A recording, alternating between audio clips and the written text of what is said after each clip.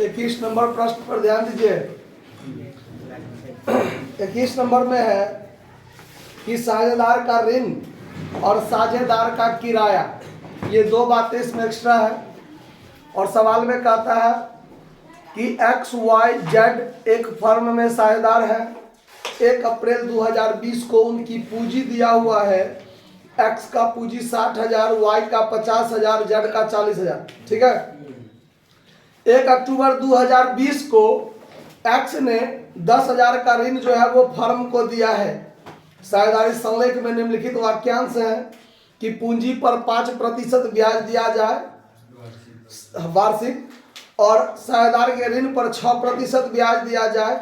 Z को वेतन के रूप में 1,000 रुपया प्रति माह, वाई को उसके भवन का प्रयोग हेतु, वाई के मकान में ही बिजनेस चल रहा है तो वाई को किराया मिलना चाहिए, मकान का किराया मिलना चाहिए, तो वो 500 रुपया प्रति महीना।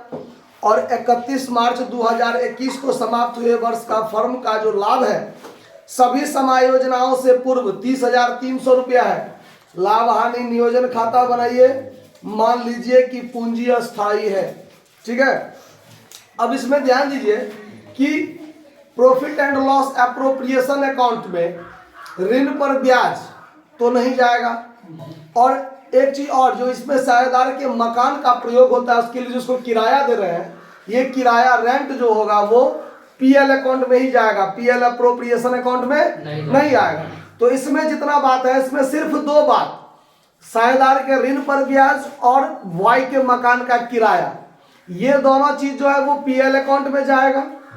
ठीक है। और साझेदार के पूंजी पर ब्याज, साझेदार का वेतन, ये जो दो बात है ये बात किस में जाएगा, पीएल एप्रोप्रिएशन अकाउंट में। ठीक है। तो दो खाते अलग अलग बनाना पड़ेगा, तो बनाइए।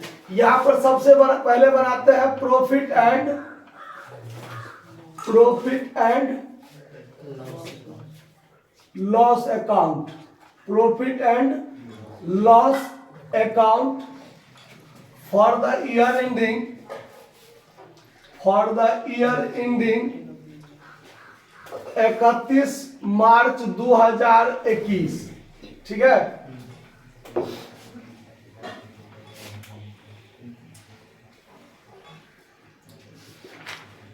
Debit credit particular amount. ठीक है।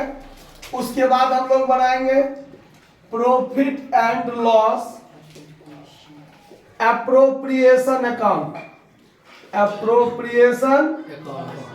Account, for the year ending 31 March 2021।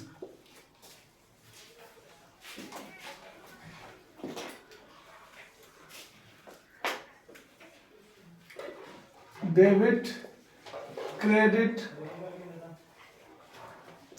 Particular amount. ठीक है। दो खाते बनेंगे। सबसे पहले जो लाभ 30,300 है इसको हम लोग यहां रखेंगे क्रेडिट साइड में, बाय टोटल प्रॉफिट कितना अभी तक है 30,300। ठीक है। इसमें से दो खर्चे करना है।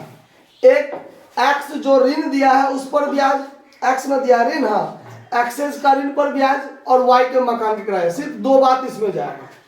तो चलिए इसमें रख दीजिए to interest on excess loan. कितना रुपया लोन है 10,000। ऋण पर 6% ब्याज देना है तो 10,000 का 6% 600 रुपया तो पूरे साल का होगा। और ऋण दिया है 1 अक्टूबर को तो 6 महीना का मात्र ब्याज लगेगा, 1 अक्टूबर से लेके 31 मार्च तक 6 महीना का, तो 300 ब्याज होगा। तो यहाँ पर 300 कॉस्ट में लिख दीजिए, 6 मंथ का मात्र ब्याज दिए। ठीक है। उसके बाद to rent of wise building. ठीक है।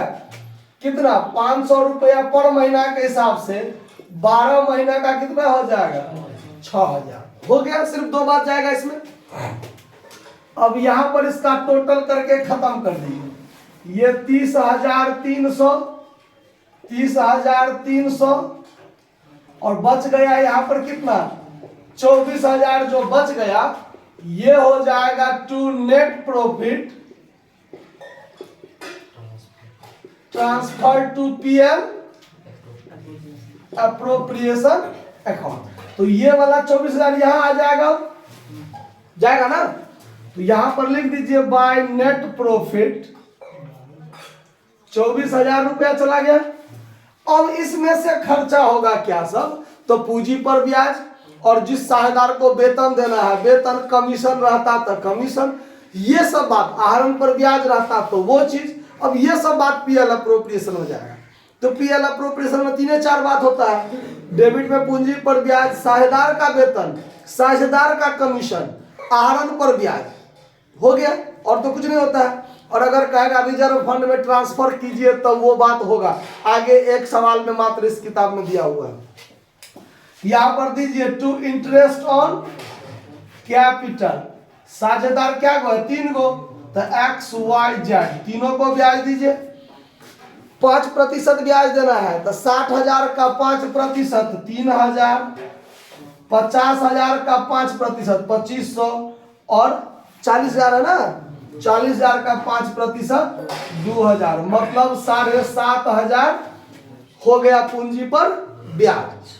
अब देना है वेतन, जेड को वेतन 1,000 रुपया प्रति महीना, 1,000 रुपया प्रति महीना। तो टू जेड सैलरी जो देंगे 1,000 एक महीना का, तो साल में 12 महीना होता है, तो 12,000 तो देंगे इसको सैलरी, देंगे ना। हो गया। अब तो कोई बात है नहीं इसमें, तो अब जोड़ घटाव कर दीजिए। अब यहां पर टोटल कीजिए तो ये टोटल 24,000 ही होगा मात्र, यहां भी 24,000, और इसमें से ये जो घटेगा तो 12,000 घटा तो 12, फिर 7.5 घटाएंगे तो 4,500 बचेगा। ये हो जाएगा लाभ साझेदार के लिए। इसको साझेदार आपस में क्या करेंगे, बांट लेंगे। तो यहाँ पर 2 पार्टनर्स, ये जो लाभ है पार्टनर्स के कैपिटल अकाउंट में जाएगा ना, तो 2 पार्टनर्स कैपिटल अकाउंट प्रॉफिट, ठीक। और साझेदार जो आपस में लाभ को बांटेगा, लाभ बांटने का कोई अनुपात देखिए दिया हुआ है कहीं पर, लाभ बांटने का अनुपात नहीं है। अगर साझेदारी संलेख में लाभ बांटने का अनुपात ना हो तो बराबर बराबर लाभ बांटते हैं। तो यहाँ पर XYZ तीनों आदमी कितना कितना ले लेगा, 1500 तीनों आदमी बांट लेगा। समझ में आया बात कि कहीं कोई दिक्कत, नोट कर लीजिए। धन्यवाद।